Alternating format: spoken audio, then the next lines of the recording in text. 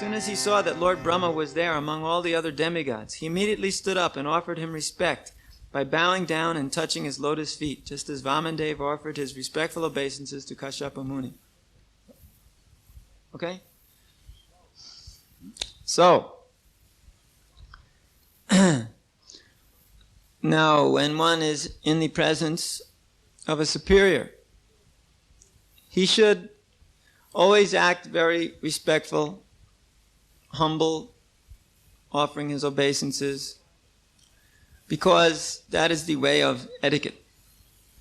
In spiritual life, there is an etiquette, a way things should be done and a way things should not be done.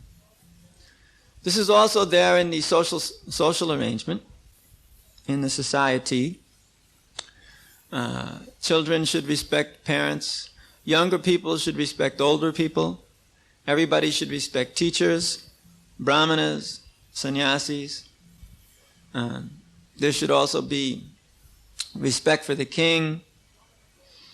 In so many ways, there are requirements for the people within a society to be respectful to superior authorities. And in the Vedic society, we find that this is there, pervading the society. Wife should show respect to husband. Things which nowadays seem absurd. Just like wife showing respect to husband. This is completely absurd by the modern calculation. As far as children showing respect to parents, they may do that sometimes out of force when they're young. But as soon as they get near the age of 14, 15, 16, immediately then they're starting the rebellion business. All respect thrown out the window. And people being respectful of the government, that has also gone out the window in the modern society. And what to speak of kings, there aren't even any kings anymore. We find that the concept of being respectful to others is lost.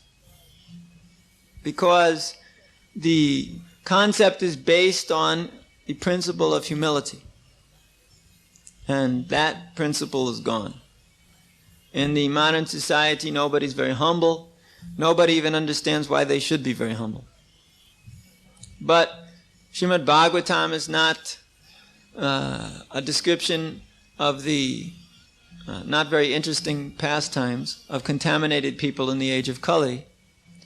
But it is a grand history of all great personalities.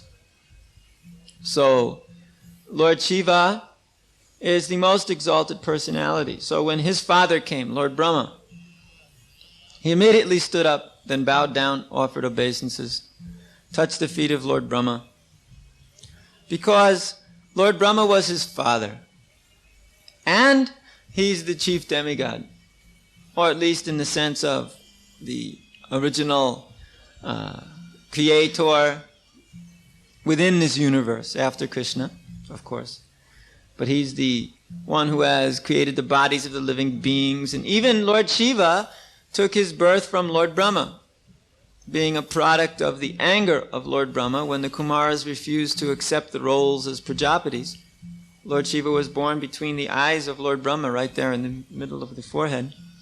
So we find that Lord Shiva feels like, here's Lord Brahma, well, he's my father. So therefore respect was shown.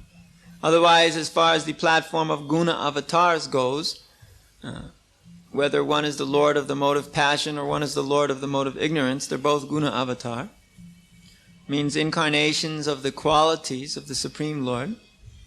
And there may not have been requirement from position's point of view for obeisances to be given, but because of the etiquette of dealing with one's father, one should be very respectful. Sometimes the people in the modern society, they question, why should one be respectful to superiors? Yes, this is a Kali Yuga concept, is why. Because in Kali Yuga, nobody's very superior. Everybody's cat, dog, camel, ass, acting in the most terrible ways. Just like the children in the school know that here there are teachers who are supposed to be great personalities, but actually they're in the teacher's room smoking like anything, and you know what they do when they go home, and even in the school they're playing around with the girls sometimes. We find that this is a common practice in the schools. So there's no respect like that. People, they just don't see any reason to respect. And the government leaders, they know they're just simply like businessmen trying to please everybody, politicians, trying to please everybody and to keep their position because it's good for them in various ways. People cannot respect that. And as far as husband or wife having respect, or children, we've already discussed these things. So it seems that the whole modern society is devoid of these good qualities of humility, respectfulness. That means the intelligence is not very good. Prayena alpayusha pumsam kalo asmin juge jana. Yes, that's so. The duration of life is less, and the intelligence quotient is less. These problems are there because people are not very sophisticated in understanding things the way they are. It's like, why did the whole varnashram system break down? Because there was no humility anymore. That was being lost in the age of Kali.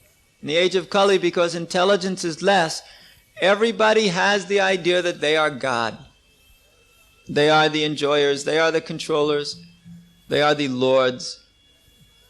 So, in the varnashram system, it requires humility and self-understanding. One must know what he is. One must know that he is not the Lord, but rather he is the servant. It's like the Kshatriya must be humble and submissive to the Brahmana's instructions. And the Sudra must be completely submissive to all of the instructions from the three higher orders, depending on who he's working for. Whoever he is serving, that person he just follows completely.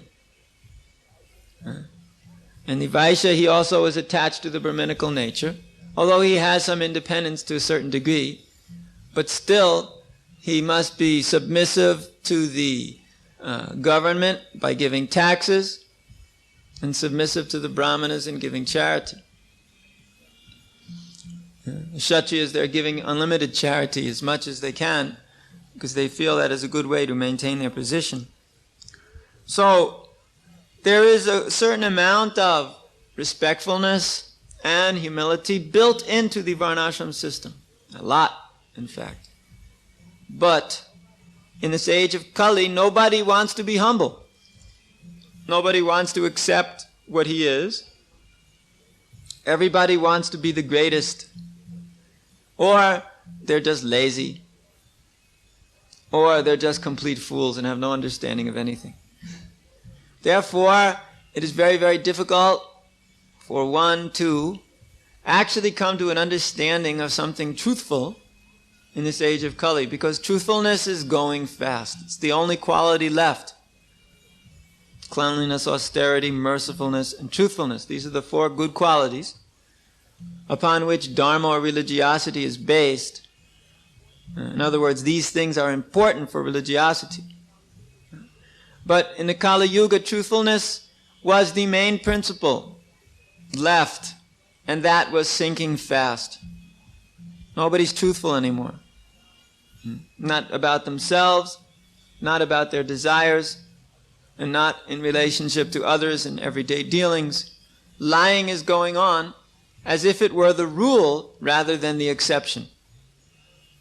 The whole human society is based on the lying principle, as the government lies to the people and the people lie to the government. As the people lie to each other, as children lie to their parents and parents lie to their children and children lie to the teachers and teachers lie to the children, everybody's lying. Where are you going? Nowhere. This is a typical conversation between children and parents. Parents, where are you going? Children, nowhere. Parents, what are you going to do? Children, nothing. What do you mean going nowhere and doing nothing? Nobody can go nowhere and do nothing. You've got to go somewhere and do something. But what this conversation means is, parents, what nonsense thing that I'd probably do too, but I would never tell you, what are you going to do, huh? You nonsense. And the child is actually saying, I'm going to do those things that you did when you were a kid too, and you're probably doing right now and want to do if you were my age, but I'm not going to tell you, because you'll just get on my case and stop me. So this is what? Where are you going? Nowhere. What are you going to do? Nothing. That's what it means. Everybody knows that it's just plain and pure lying. But they all just forget about it because they know they can't do anything about it anyway. Yeah. Just like you will find also in everyday dealings, people are just lying left and right, especially in business dealings. For you, no profit. This means big lie, because nobody does business without profit. If one also says, this item is really very expensive, we attained it after great trouble, therefore you should pay so much. Completely lying. And of course the customer has to start lying too in order to save himself. It's just the nature of things. The nature of things in this world is that there's unlimited lying businesses going on. Because cheating, lying, these are principles which are unfortunately the rule rather than the exception in this world. Therefore, Krishna consciousness means that one should develop some honesty. And that begins with being honest with oneself. It's like one answers the question, what am I? Who am I? Well, an honest person will try to answer that question very nicely by understanding his real position, understanding really what he is.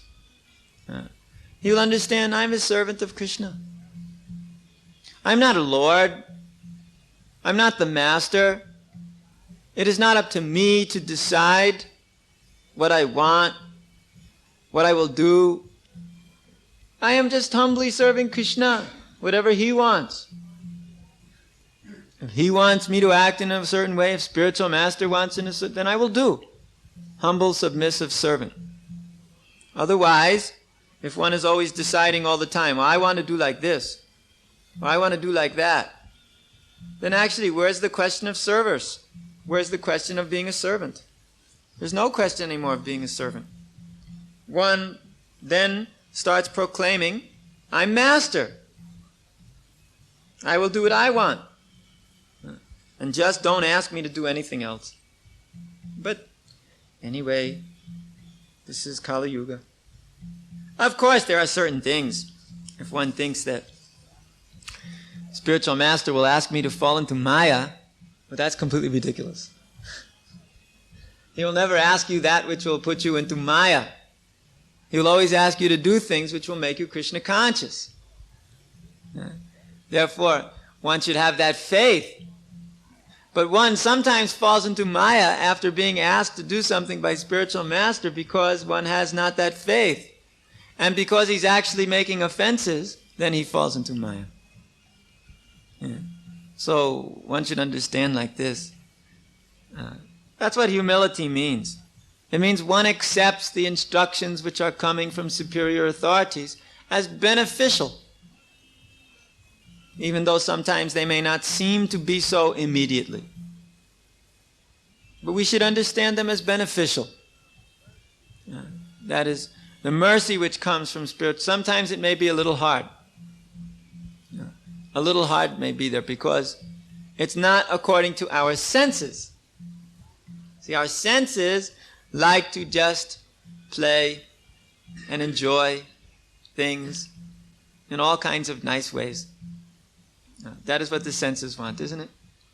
Just to be happy and enjoy life and enjoy sense gratification. And at the same time get liberation. Dharma, Artha, Kama, Moksha. Perfect Vedic principle. Do some religiosity, pious activity, chant Hare Krishna, eat prasadam. Come to the program, then get some economic development and enjoy life like anything. And at the end, because we chant Hare Krishna, we go back to Godhead.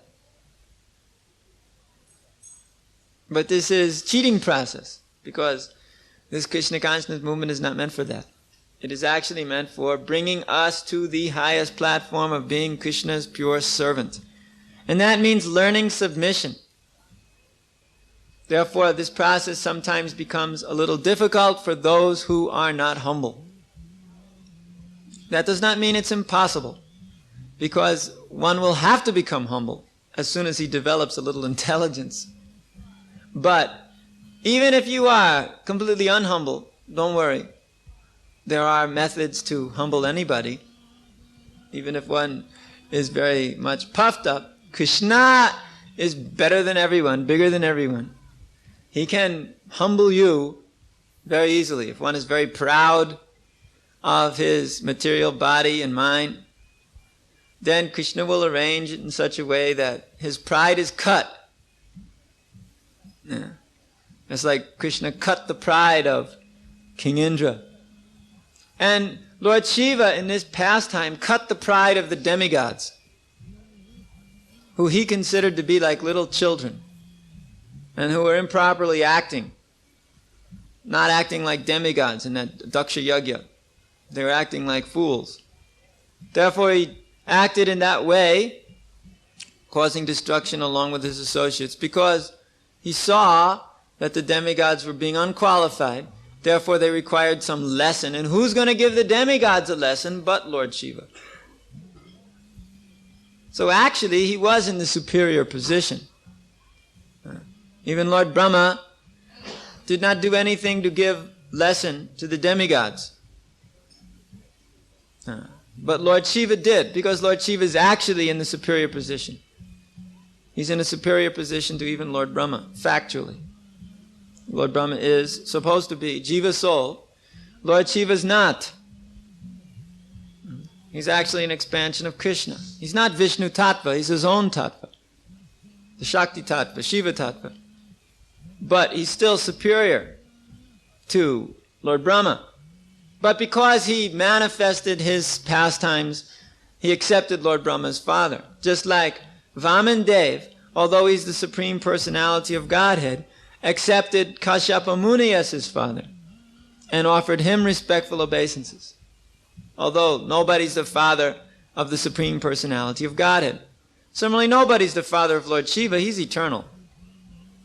He is staying in Kailash, that realm which is between the material world and the spiritual world.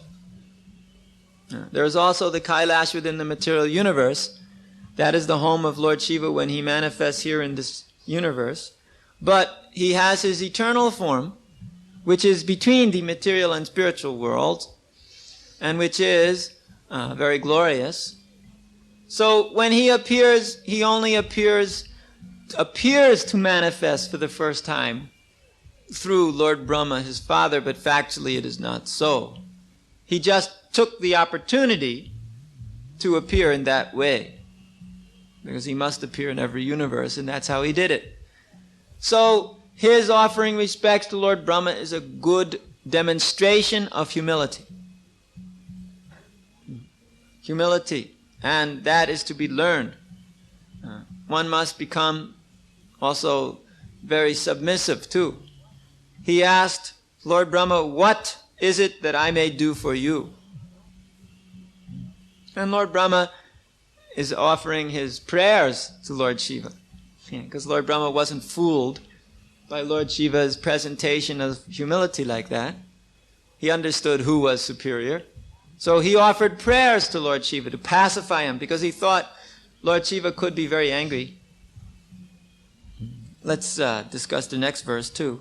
Text 41. Tatapare siddhagana mahashibi yevai samantadanu nilalohitam namaskrita praha shashanka shekaram krita pranamam prasan ivatmabhu. Translation. All these sages who were sitting with Lord Shiva, such as Narada and others, also offered their respectful obeisances to Lord Brahma. After being so worshipped, Lord Brahma, smiling, began to speak to Lord Shiva. Purport. Lord Brahma was smiling because he knew that Lord Shiva is not only easily satisfied, but easily irritated as well. He was afraid that Lord Shiva might be in an angry mood because he had lost his wife and had been insulted by Daksha. In order to conceal this fear, he smiled and addressed Lord Shiva as follows. So, Lord Shiva had lost his wife due to Daksha, and he had been insulted, and there had been a whole ruckus, disturbance, and therefore there was a big trouble, and Lord Brahma was afraid that maybe Lord Shiva was still angry, or he could become again angry. Just seeing the demigods might make him angry. Just like when you see somebody who had done something to you in the past, you just remember that. Or something, you just remember that, and you might become angry again. So Lord Shiva, he's called Ashutosh. That means he's easily satisfied. Therefore, all the demons worship him. Because they're not very qualified to satisfy, but because Lord Shiva is easily satisfied, so they know we can satisfy him. But he's also easily angered or irritated as well. Quick to benefit, quick to destroy. Therefore, one must be very, very careful when dealing with Lord Shiva because of that nature. Yeah. So, Lord Brahma was a bit worried. What would be the response here? Therefore, he was wondering, is Lord Shiva still angry at us? So he was smiling, trying to pacify Lord Shiva. Oh, good Lord Shiva, please don't be angry with us. Because he knew that if Lord Shiva were to become angry with them, they would be finished. This was the problem, that Lord Shiva could become very angry at the demigods and they would be finished again. Already they had suffered so much. Some demigod lost his teeth. Some demigod lost his eyes. Some demigod couldn't walk or was injured. Therefore, the demigods were suffering. They had really been beaten. Therefore, the demigods were, they can fight with the demons. They cannot fight with Lord Shiva. With the demons, they can fight. Sometimes successfully, most times. Majority of time, vast majority of times. But when they fight with Lord Shiva, they lose. Everybody loses. Therefore, he's very, very powerful. So they were pacifying him. That's good. If some superior authority becomes angry with you, you should try to pacify him, not that he should try to pacify you. But in the Kali Yuga, if somebody finds that superior authority is upset with him, he just rejects that person and goes away. Instead of taking up the real business of trying to pacify that person, which is actually what a humble person would do. But nowadays there's no humility. No one even knows what it means. They haven't the faintest. Therefore, how can the superior authorities maintain their exalted position when they have to chase after people all the time, saying all kinds of propitious or satisfying words, when actually it's the others who should be saying satisfying words. But anyway, just as we see Lord Shiva, he offered his respects to Brahma. So even though things are even though things are upside down, still they have to go on. Doesn't mean we just stop the Kali Yuga because we don't like it anymore. Stop the Kali Yuga, it's useless. No, Kali Yuga is going on. Therefore, things have to go on somehow or another. So, Lord Brahma will begin to offer very nice prayers. And the prayers will be according to the Vedic principles, wherein Lord Brahma knows better than anyone the real position of Lord Shiva. How exactly Lord Shiva is relating with the material universe and the Supreme Personality of Godhead. Lord Brahma knows this quite well. Because after all, Lord Brahma is the creator within this universe. Therefore, it is easy for him to know these things. So these lessons, they are also very good histories to understand, are excellent ways to learn certain principles of how to be a devotee. How to learn the qualities of being a devotee. Because it is said that if one is learned, yet he does not display good qualities or humility, then his learning is useless. Because one should never give up these good qualities or humility, regardless of any situation. Just like Vasishtha Muni was tortured by Vishwamitra, the king Vishwamitra. Vishwamitra was engaged in killing all of the sons of Vasishtha Muni, because he was trying to take away this Kamaduk cow that Vasishtha had, who supplied all kinds of nice things. But Vasishtha Muni was just very patiently tolerating.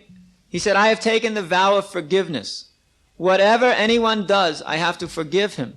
So even though my sons are in this condition, I have to forgive them. Even though he tried to kill himself in different ways, he couldn't succeed. Because every time he tried, he couldn't succeed. He threw himself off a mountain, and on the bottom of the mountain it became like a pile of snowflakes, just catching him very softly. He got very frustrated, but he knew it just wasn't meant to be. But he was forgiving, tolerating, but it was becoming very intolerable emotionally. So anyway, we find that this is an important principle that should never be given up under any circumstances. This principle of forgiveness, tolerance, mercy, gentleness, humility, above all, following strictly the instructions of spiritual master and Krishna. These things make one strong in spiritual life. Otherwise, if one acts whimsically, not following these authorities, one never gets happiness, peace, nor the supreme destination. One becomes entangled in his sense desires, which simply increase like a blazing fire. And he is never able to actually develop his Krishna consciousness very nicely. So, this Krishna consciousness movement is based on the principle of becoming submissive. Learning the art of submission. Learning the art of actually humility. Therefore, everybody is serving somebody. There's nobody in this movement who doesn't serve somebody. We are all the servants of somebody. That, of course, we are all the servants of our spiritual master, but we also serve others, authorities of managerial importance. Because this serving business is very important. To learn how to serve others is essential. It's essential in spiritual life. Because one becomes blissful by serving others. Serving the Vaishnavas, one becomes blissful. Very important principle. And without that, one develops all kinds of troubles. When one thinks, I'm the Lord, I should be served. Or I shall serve as I like, which means I'm the Lord. Rather, one has to learn, especially to do those things which ordinarily he might not want to do. That's real austerity. Austerity means that you do something, you take a trouble upon yourself, to do something which you might ordinarily not want to do. After all, everybody in this world wants to simply sing and dance and play, just like children. And therefore one might not ordinarily want to work hard. But we take the austerity upon ourselves to do this for the satisfaction of Krishna and spiritual master. Therefore we accept a role which we might not ordinarily want to accept for the satisfaction of spiritual master and Krishna. We have to do things which ordinarily we definitely might not want to do. After all, nobody wants to work hard unless they get a lot of money or they get sense enjoyment out of it. But one does it anyway to satisfy spiritual master and Krishna because he knows that's the way I'll really enjoy. When they're happy, then I'll be happy. When they're satisfied, I'll be satisfied. But so long as they're not happy or satisfied with me, then I'll never be happy or satisfied no matter what I do. Of course, there is also the illusion of temporary happiness when one is just enjoying according to his own sense desires.